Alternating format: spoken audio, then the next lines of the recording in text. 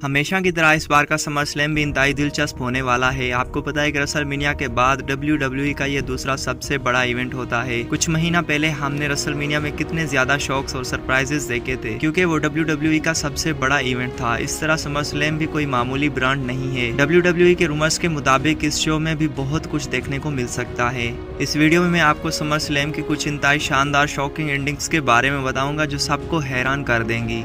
अगर WWE इन चीज़ों को पुल ऑफ कर देती है तो यकीनन ये इवेंट यादगार बन जाएगा। तो चलिए शुरू करते हैं इन एंडिंग्स का जिक्र जो हमें मुमकिन तौर पर देखने को मिल सकते हैं। सबसे पहले हम बात करते हैं American nightmare Cody Rhodes versus tribal chief Solo Sikoa के मैच के बारे में। जब ये मैच खत्म होने को स्टेज पे आएगी तब ही हमें एक बहुत ही मीठी आवाज़ सुनने को मिलेगी और वो आवाज़ है ladies and gentleman my name is Paul Hyman, जिससे सोलो सिक्वा थोड़े बहुत डिस्ट्रैक्ट तो होंगे कि भाई से तो हमने साइड लगा दिया था अनाउंस टेबल पे, ये कहाँ से वापस आ गया। लेकिन पॉल हेमन वहाँ बताएंगे कि मैं यहाँ अकेला नहीं आया हूँ, हम सबको पता है कि हमारे ट्राइबल चीफ कौन है।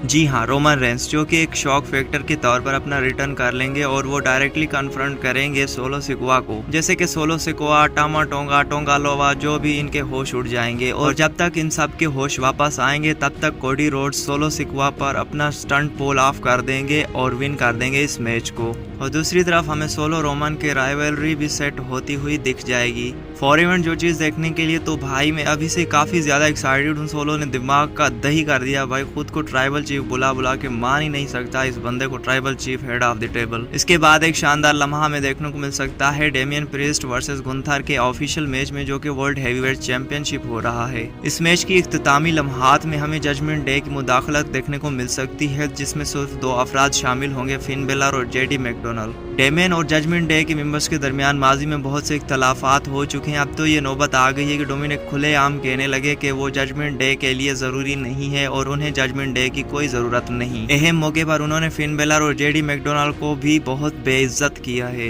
ये सारे अवामिल इस बात का सबब बन सकते हैं कि ये दोनों सुपरस्टार्स मैच के आखिरी लम्हात में डेमियन प्रेस्ट के खिलाफ हो जाएं और गुंथर को जीतने दें। जैसे कि मैंने पहले भी बताया था, इस मैच में गुंथर के जीतने के इम्कानात बहुत ज़्यादा हैं, जिसके बाद डेमियन प्रीस्ट और फिन बेलर की राइवलरी शुरू हो जाएगी जो कि लगभग रॉयल रंबल तक जा सकती है। अब मैं अगले मैच की तरफ आता हूं जो हमें लिव मॉर्गन और रिया रिप्ली के मैच में देखने को मिल सकता है। इस मैच के आखिरी लम्हात में डोमिनिक मिस्टीरियो वाकई गद्दारी कर सकते हैं जब वो रिया की मदद करने की बजाय लिव मॉर्गन की मदद करेंगे, जिसकी वजह से रिया रिप्ली वुमेन्स चैंपियनशिप हार सकती है। अब तक की पूरी कहानी में देखा जाए तो लिव मॉर्गन डोमिनिक को अपनी तरफ मुतवज्जा करने की कोशिश कर रही है, लेकिन डोमिनिक बहुत मज़ाहमत कर रहे हैं।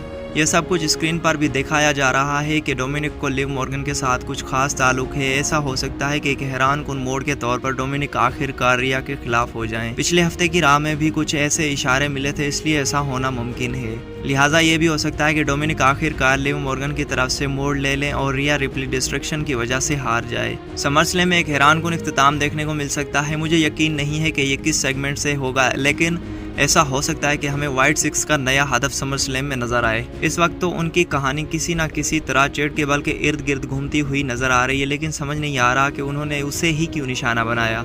यह भी मुमकिन है कि व्हाइट सिक्स सिर्फ एक शख्स के लिए नहीं बल्कि बहुत सारे अफराद के लिए आई हो। अक्सर ऐसी खतरनाक फैक्शंस की दुश्मनी एक फर्द से नहीं होती बल्कि उनकी कई दुश्मन होते हैं। लिहाजा ये भी हो सकता है कि वो किसी और को भी निशाना बनाए। इसके बाद एक शॉकिंग एंडिंग्स मिल सकती है हमें लोगन पॉल और एलए नाइट के मैच में। काफी लोग सोचते हैं कि एलए नाइट फाइनली अब यूएस टाइटल जीतने वाले हैं और वो हरा देंगे लोगन पॉल को, लेकिन ऐसा नहीं होगा क्योंकि यहाँ इंटरप्ट करने वाले हैं जैक पॉल, जो लोगन पॉल के भाई हैं, जो हेल्प करने आ सकते हैं। वो लोगन पॉल की मदद करेंगे, जिसके बाद लोगन पॉल अपना टाइटल रिटेन कर लेंगे। चांसेस है कि लोगन पॉल अपने होम टाउन में अपने भाई के साथ जश्न मनाते हुए सबको हैरान कर देंगे। सबसे ज्यादा खतरनाक एंडिंग का रूमर फिर से डेमियन प्रीस्ट और गुंथर के मैच से ताल्लुक रखता है। एक तो मैंने आपको जजमेंट डे की मुदाखलत बता दी, लेकिन एक और बंदा यहाँ मुदाखलत कर सकता है। वो आमतौर पर मैच के बाद आता है और वो है ब्रॉक लेसनर। आज से 3 साल पहले समर स्लैम 2021 में उन्होंने अपना रिटर्न रोमन रेंस और जॉन सीना के मैच के बाद किया था। क्या अब गुंथर जब वर्ल्ड टाइटल जीत जाएंगे उसके बाद ब्रॉक लेसनर उन्हें आकर यहाँ कन्फ्रंट करेंगे? या ऐसा भी हो सकता है कि वो मैच में मुदाखलत करके गुंतर को टाइटल जीतने से रोक दें। एक बात तो तय है कि ब्रॉक लेसनर का रिटर्न बहुत ही हाई प्रोफाइल होगा, खास तौर पर अगर उनका मुकाबला गुंतर से हो जाए जो काफी अरसे से WWE करवाना चाह रही है। आप मुझे बताएं कि अगर ब्रॉक लेसनर वापस आते हैं तो क्या उन्हें गुंतर को टाइटल जीतने देना चाहिए और फिर ब्रॉक लेसनर को उनके सामने आना चाहिए ताकि हमें ब्रॉक लेसनर वर्सेस गुंतर का मैच देखने को मिले जो कि वर्ल्ड हेवीवेट चैंपियनशिप के लिए हो। ये थी वो सारी शॉकिंग एंडिंग्स जो हमें समरस्लैम 2024 में देखने को मिल सकती हैं। अगर मैंने कोई बात मिस कर दी है तो मुझे कमेंट सेक्शन में जरूर बताएं और अगर आप नए हैं तो हमारे चैनल को सब्सक्राइब करें ताकि आपको हर तरह की वीडियोस देखने को मिलती रहे। मिलते हैं अगली शानदार वीडियो में, तब तक के लिए अल्लाह हाफिज।